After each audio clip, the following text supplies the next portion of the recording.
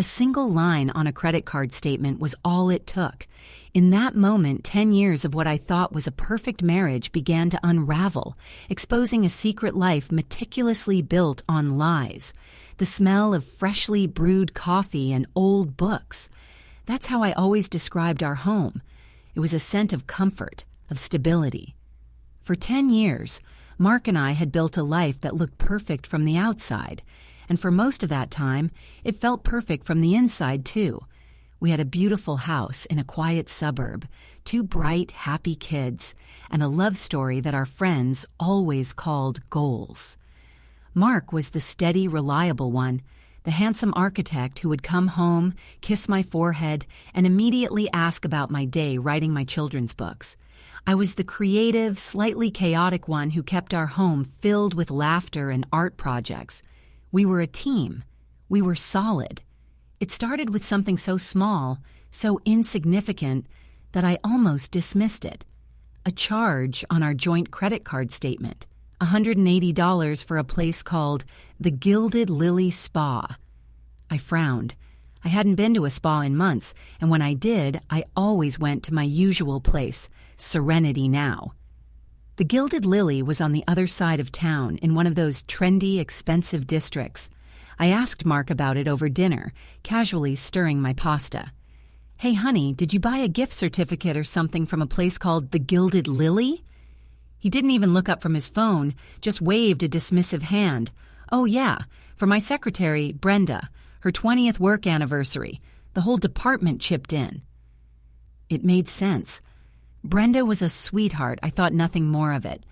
But a seed of unease had been planted. It was a tiny, insidious thing that started to sprout a few weeks later. I was looking for a warranty for the new dishwasher and was digging through the file cabinet where we keep all our important papers. Tucked away in the back of the household folder, I found a receipt, not for a spa, but for a hotel, the Ember Hotel, a boutique place downtown known for its rooftop bar and its very discreet, very expensive rooms. The date was from a Tuesday 6 weeks prior, a night I distinctly remembered because our son, Leo, had a terrible stomach bug, and I was up with him until 3 a.m. Mark had told me he was stuck working late on a big presentation, that he'd just grabbed a cot at the office to not disturb us. My blood ran cold. Why would he need a hotel room if he was at the office? I said nothing. I put the receipt back, my hands trembling slightly. For the next few days, I was a ghost in my own life, going through the motions, making school lunches, kissing Mark goodbye, writing cheerful stories about friendly squirrels, all while a storm raged inside me. Was I crazy?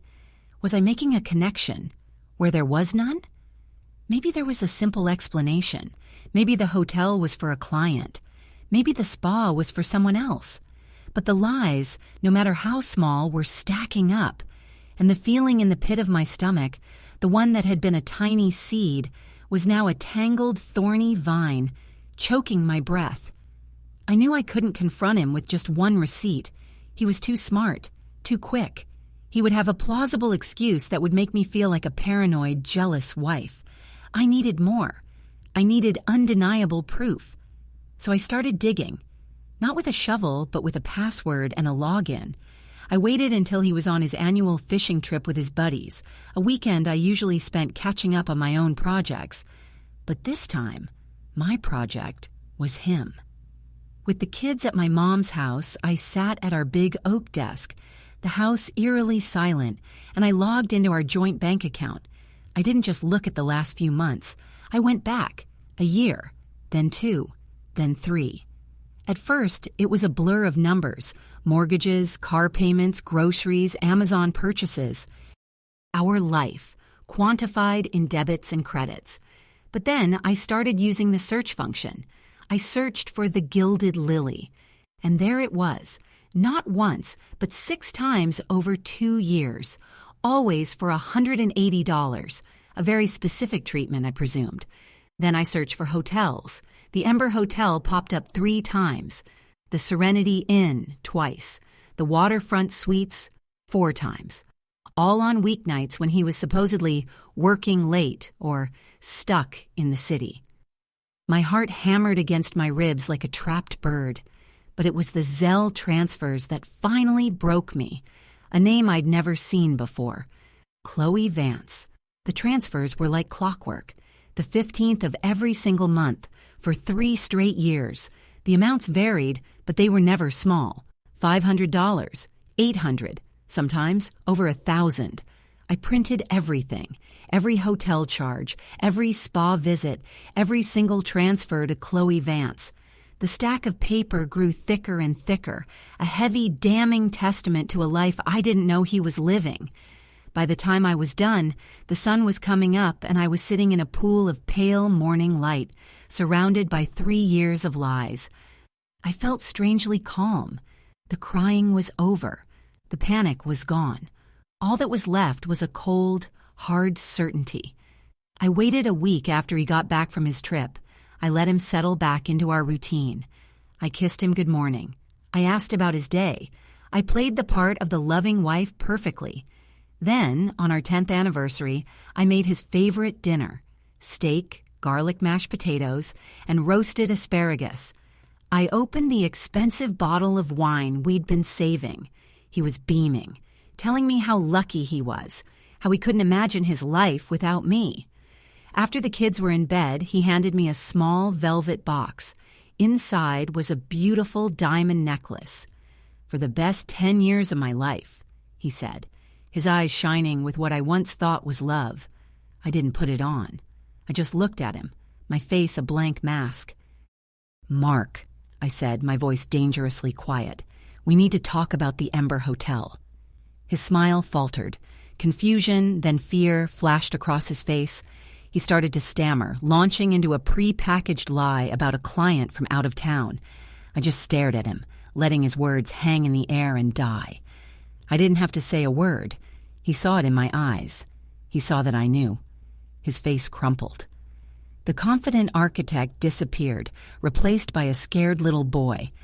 Tears welled in his eyes as he fell to his knees in front of me, grabbing my hands. "I'm so sorry, Sarah.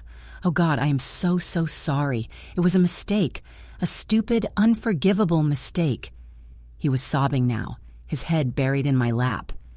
"It was a one-time thing," he pleaded, his voice muffled by my jeans. "I swear, it was the biggest mistake of my life, and it will never, ever happen again."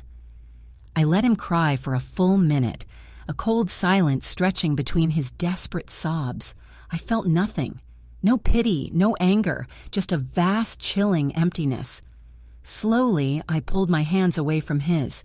He looked up at me, his face streaked with tears, hope flickering in his eyes. "A one-time thing?" I asked, my voice as brittle as ice.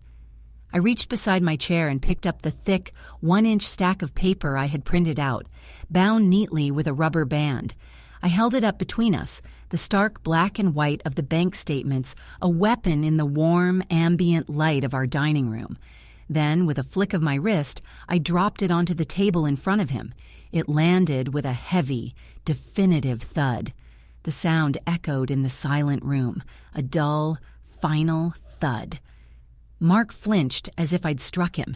His tear-filled eyes darted from my face down to the thick stack of papers on the polished wood of our anniversary dinner table.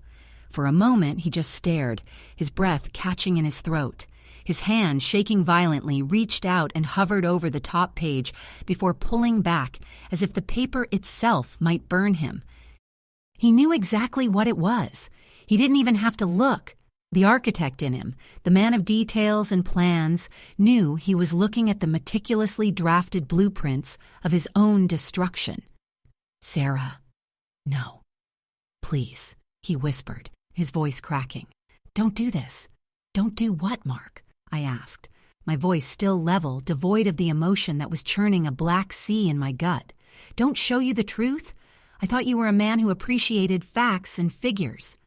I reached forward, my own hand steady, and flipped the first page over. It was a statement from 3 years ago. I tapped a perfectly manicured nail on a highlighted entry. "Let's start small. The Gilded Lily Spa. You told me this $180 charge was for Brenda's work anniversary gift, a group thing. Funny, because according to this, you paid them the exact same amount every 6 months or so. Is Brenda's anniversary twice a year? He just shook his head, a fresh wave of tears spilling down his cheeks. He couldn't form words. He looked utterly pathetic, kneeling on our hardwood floor, the expensive steak dinner growing cold between us. I wasn't moved. I flipped another page. And here, the Ember Hotel. The night Leo had that stomach bug. I was up all night, terrified his fever wouldn't break, and you were sleeping on a cot at the office. Were you, Mark? Or were you in a $700 suite with a view of the city? The charge came through at 3:17 a.m. Must have been for some late-night room service. It meant nothing, he finally choked out, crawling forward on his knees and trying to take my hands again. I pulled them away and placed them in my lap. Sarah, I swear to you, it was just a release. It was stupid and meaningless. It had nothing to do with you and me, with our family. I love you. That's when the rage, cold and sharp, finally pierced through my carefully constructed calm. Don't you dare, I hissed, my voice dropping to a venomous whisper. Don't you dare say you love me while I'm holding the receipts for the life you were living behind my back. Don't you talk about our family when you were spending our money, the money we were saving for our children's college funds, on her. I flipped through the pages with sharp, angry snaps, past the hotels and the spas, until I got to the Zelle transfers. I smoothed the page out and spun it around for him to see. The name was at the top, highlighted in bright yellow, Chloe Vance. Seeing her name in print seemed to drain every last bit of fight out of him. His shoulders slumped. He finally sat back on his heels, a man completely and utterly defeated. How? He breathed. You're an architect, Mark. You build things. I'm a writer. I uncover stories. This is the story of the last 3 years of our marriage, a story that cost us. I paused, glancing at the final page where I had tallied everything up. $47,231, and that's just what I can prove. I leaned forward, my eyes locking onto his. So tell me about her. Tell me about Chloe Vance. Is she worth $50,000? Is she worth our children's future? Is she worth the last 10 years? He started rambling then, the words spilling out of him in a desperate, pathetic torrent. She was a bartender he met. She was going through a hard time. He felt sorry for her. He just wanted to help her out. It was never supposed to be anything serious. He was going to end it. He just didn't know how. Every excuse was a cliché I'd read in novels and seen in movies, and hearing them come out of my husband's mouth made me feel sick. He was trying to paint himself as a victim, a good man who made a foolish mistake out of pity. I let him talk. I let him spin his web of self-serving lies, each one more transparent than the last. He promised he would cut off all contact. He'd change his number. He'd quit his job if he had to. He would do anything, absolutely anything, to earn my forgiveness. He would spend the rest of his life making it up to me. When he finally ran out of steam, his pleas tapering off into ragged breaths, I just looked at him. I gave him a small, sad smile. It didn't reach my eyes. You're right about one thing, I said softly. You wanted to help her. I saw the Zelle memos. For rent. For car trouble. For tuition. You weren't just paying for a good time, were you, Mark? You were supporting her. A flicker of something hope crossed his face. Maybe he thought my understanding was a sign of softening, a path to forgiveness. Yes, he said eagerly. She was struggling. I just couldn't. I cut him off. I know all about her struggles. I know she's a 26-year-old art history student at the City College. I know she lives in apartment 4B at the Crandon on Elm Street. I know she drives a 7-year-old Honda Civic that you just paid to have repaired. I even know she has a preference for lilies, which I suppose explains the Gilded Lily Spa. The color drained from his face. He looked like he'd seen a ghost. How? How could you possibly know all that? I leaned back in my chair, picking up my wine glass and swirling the deep red liquid. I took a slow, deliberate sip before setting it down. The calm was back, but this time it felt different. It felt like power. You see, Mark, your mistake wasn't just thinking you could lie to me. Your mistake was thinking I'd stop at the bank statements. That's just the outline. As I said, I'm a writer. I always do my research to make the story complete. I looked at the clock on the wall. I found her, and the phone call we had about an hour before you got home from work. Well, that changes everything. Mark's jaw literally dropped. He stared at me, his mouth opening and closing like a fish, but no sound came out. The image was so absurd, so pathetic, that a hysterical laugh almost bubbled up my throat. I swallowed it down, keeping my expression perfectly neutral. The blood had completely drained from his face, leaving him a ghastly shade of pale gray under the warm lights of our dining room. He looked less like my handsome, confident husband and more like a flimsy cardboard cutout of himself. You spoke to her?" He finally managed to stammer, his voice a hoarse whisper. "Why? Sarah, why would you do that? What did she say?" The desperation in his voice was thick. He wasn't worried about my feelings anymore. He was worried about what this Chloe person had revealed. He was scrambling to control the narrative, to figure out which lies had been exposed and which ones might still be salvaged. "We had a very illuminating conversation," I said, taking another sip of my wine. It tasted like ash in my mouth, but I didn't let it show. She was surprisingly cooperative. Once I explained who I was, of course. There was a bit of crying at first, some panicked denials, but people tend to open up when they realize their monthly allowance might be in jeopardy. I watched the words hit him. He visibly flinched at the phrase, monthly allowance. It reduced his grand, tragic affair into what it really was, a sordid financial transaction. He had bought himself a second life, a fantasy where he was a generous benefactor, a white knight, and I had just exposed the price tag. "She told me everything, Mark," I continued, my voice low and steady. "She told me how you met at a networking event downtown, how you told her you were in a loveless, sexless marriage on the verge of divorce, that your wife was cold and emotionally distant." I let that hang in the air for a moment, letting him feel the sting of those particular lies, the lies he must have whispered to her in those expensive hotel rooms after he'd kissed me goodbye in the morning. He shook his head frantically. No, I never said that. She's lying." "Sarah, I would never—" "Oh, she had details." I cut him off, my voice sharp as glass. "She told me you complained that I was too focused on the kids and my silly little books to pay attention to you, that I didn't appreciate the pressure you were under at work. She said you called me predictable. Does that sound about right?"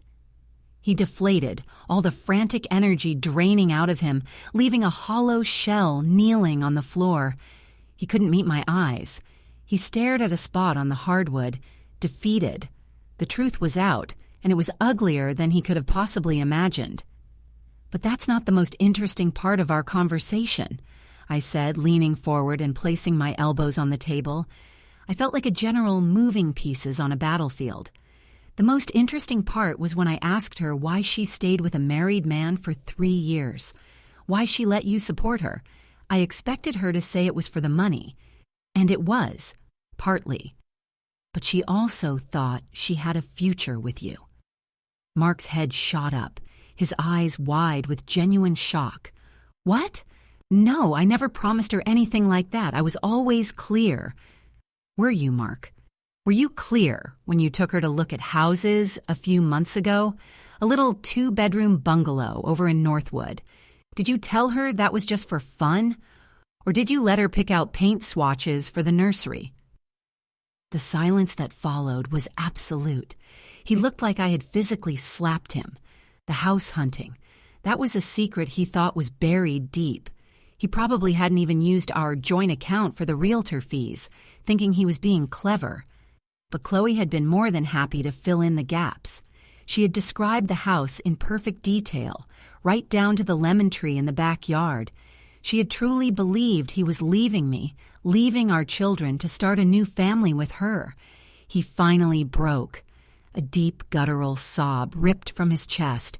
It wasn't the crocodile tears from before. This was the sound of a man watching his entire world, both the one he built with me and the fantasy he built with her, burn to the ground simultaneously. "I'm so sorry," he wept, the words garbled and thick. "I'm a monster. I know I am. Just tell me what I have to do. I'll do anything. I'll go to therapy. We can go to counseling. I will fix this. I promise, Sarah. I will fix this." I stood up from the table, the legs of my chair scraping softly against the floor. I walked around to where he was kneeling and looked down at him. For a split second, I saw the man I had married, the boy I had fallen in love with in college, young, ambitious, full of promises, and I felt a pang of something. Not love, not anymore. Pity, maybe. The pity you feel for a cornered animal. "There's nothing to fix, Mark," I said, my voice softening, which seemed to scare him more than my anger had. "It's broken. You took a hammer to it every month for 3 years. All we have left are shattered pieces." I walked over to the sideboard and picked up my purse. He watched my every move, his tear-streaked face a mask of confusion. "What are you doing? Are you leaving?" "Please, Sarah, don't leave. We can talk about this. Don't go." "I'm not going anywhere," I replied, turning back to him. "This is my house. Our children are asleep upstairs. I'm not going anywhere." I paused, letting the finality of my statement settle in. He looked relieved for a fraction of a second before a new wave of fear washed over him. Then, what? "Chloe was very emotional on the phone," I said, pulling out my car keys and placing them on the sideboard with a soft click. "She feels very foolish and very, very angry. Not at me, surprisingly. At you. For lying to both of us. She told me she had something of yours at her apartment. Something she wanted you to pick up. Immediately." Mark's brow furrowed. "Something of mine? My laptop? I don't understand." "Oh, it's not your laptop," I said. "Apparently, it's something much more delicate. She said if you weren't there in the next hour to get it, she was going to make a phone call that would not only end your career, but could also have some serious legal consequences. She mentioned your firm's biggest client, the Henderson account, and something about fraudulent invoices." I gave him a small, tight smile. Like I said, she was very cooperative. The air in the room turned to ice. Fraudulent invoices. The Henderson account. Those words landed with the force of a physical blow. I watched Mark's entire body go rigid, the last vestiges of his pleading, pathetic demeanor vaporizing in an instant. This wasn't about a broken heart anymore. This was about his career, his reputation, the very foundation of the life he had so carefully constructed, the life that paid for our home, our children's private school, and ironically, his secret affair. What did she say?" he whispered, his voice hoarse with a new kind of terror. He scrambled to his feet, wiping his tear-streaked face with the back of his hand, his eyes wild and unfocused. He looked around the room as if searching for an escape route that didn't exist. "She was a little vague on the specifics," I said, feigning nonchalance as I straightened a picture frame on the wall.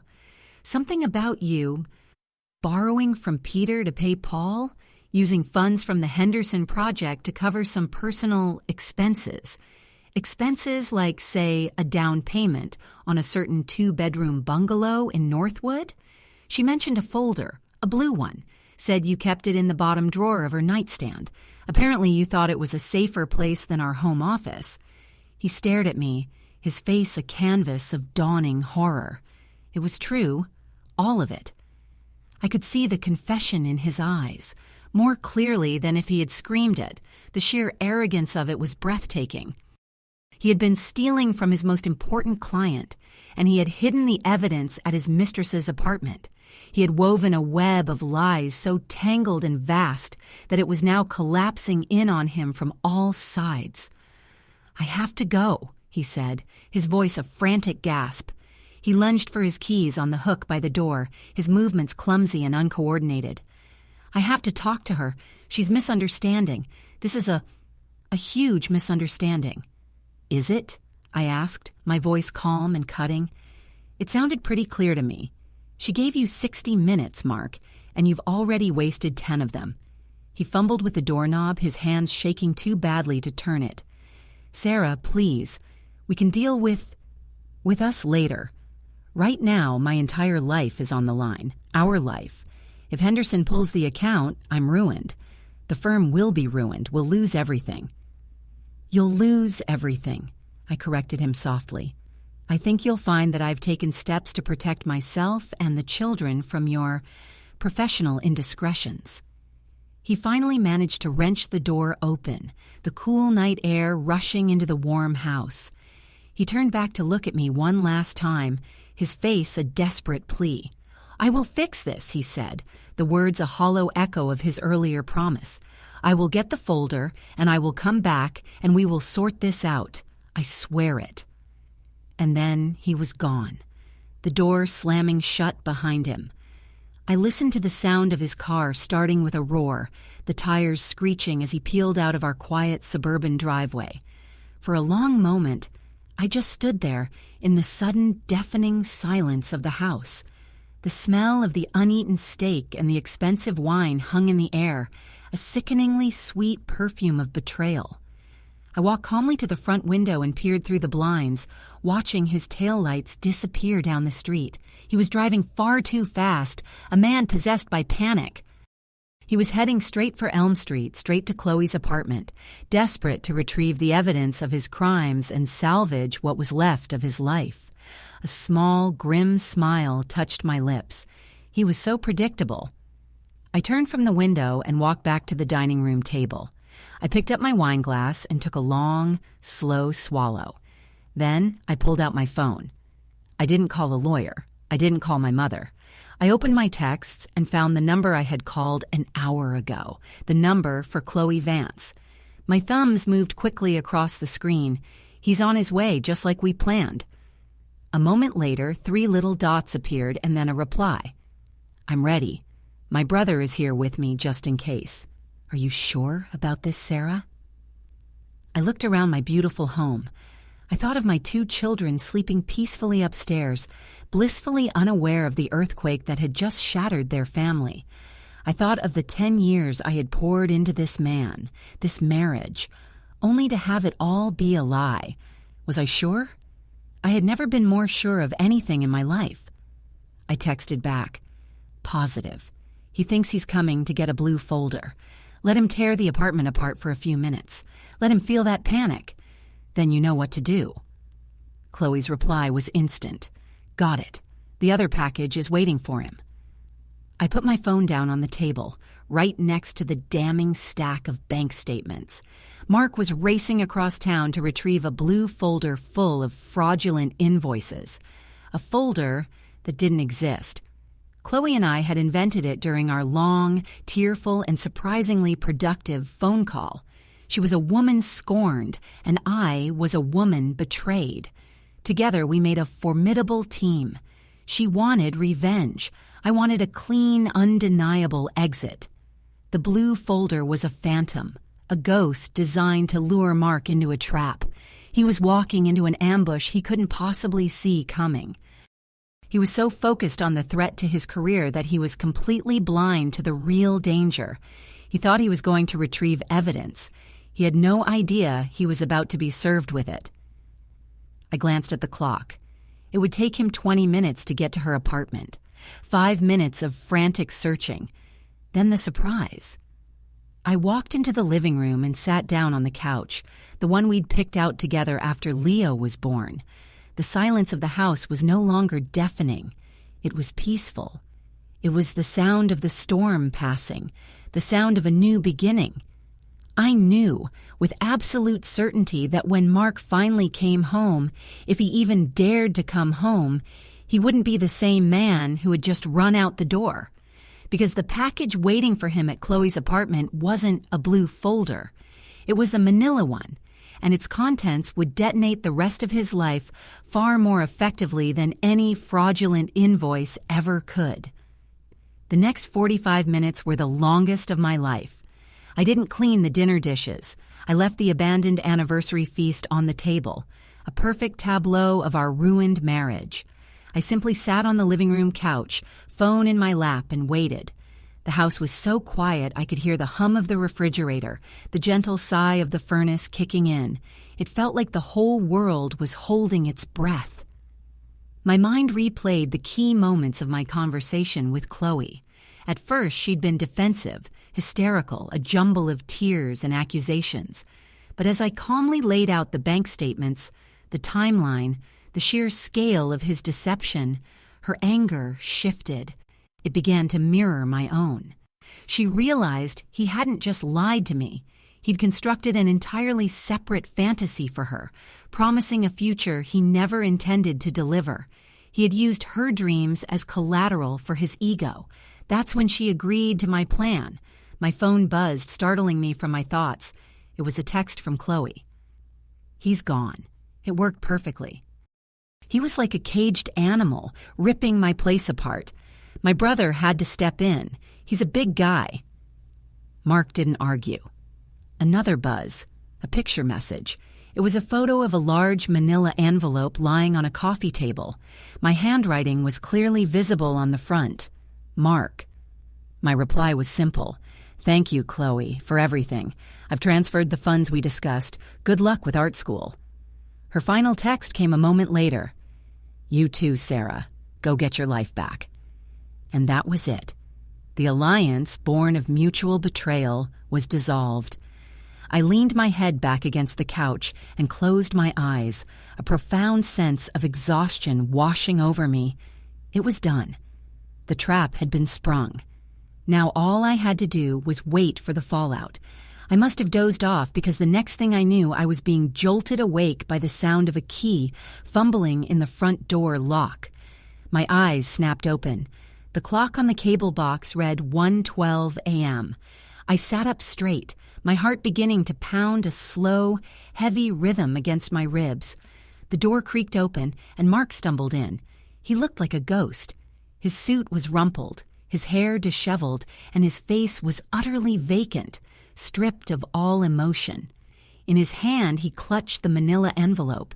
He closed the door softly behind him and walked into the living room, his movements slow and robotic, like a man walking in a trance.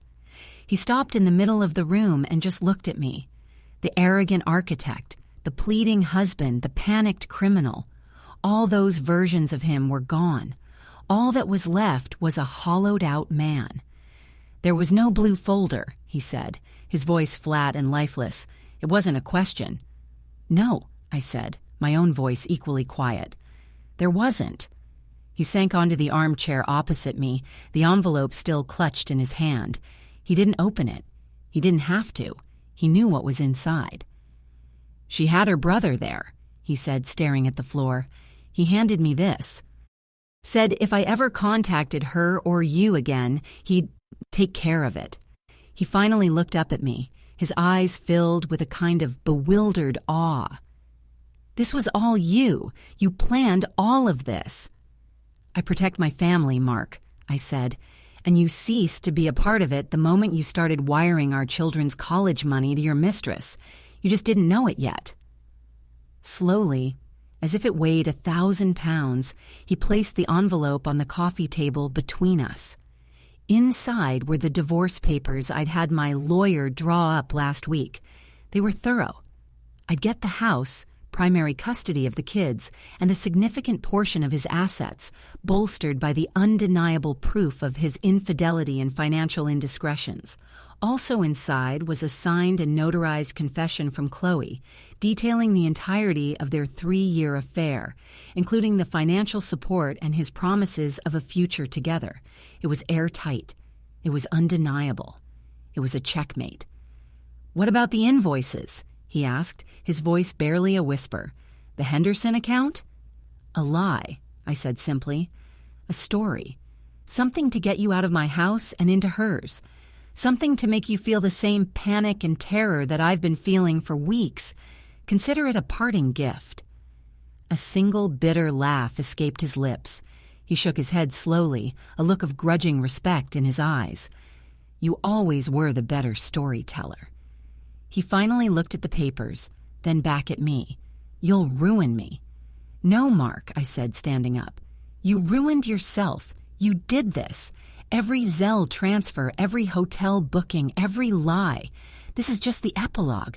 I'm just writing the ending you authored." I left him there, sitting in the dark with the ruins of his life on the coffee table. I went upstairs, my feet feeling lighter with every step. I checked on my children, both sleeping soundly in their beds, their innocent faces peaceful in the dim glow of their nightlights. I kissed their foreheads, breathing in their sweet, familiar scent. They were my story now, my only story. When I woke up the next morning, the sun was streaming through my bedroom window. For the first time in months, I felt like I had actually slept. I got out of bed and walked downstairs. Mark was gone. The manila envelope was gone. On the kitchen counter, next to the coffee maker, was our joint checkbook and all of our credit cards, cut neatly in half. His car keys were beside them. On a sticky note in his familiar architectural script were 3 words. "I'll sign them." I picked up the sticky note and looked at it for a long moment. There was no anger left, no sadness, just a quiet, clean emptiness. I dropped the note into the trash can. I walked to the French doors that led to our backyard and opened them, letting the cool, fresh morning air flood the house. It smelled of cut grass and blooming roses. It was a new scent, the beginning of a new chapter. The old smell of coffee and old books, the scent of him, was already starting to fade.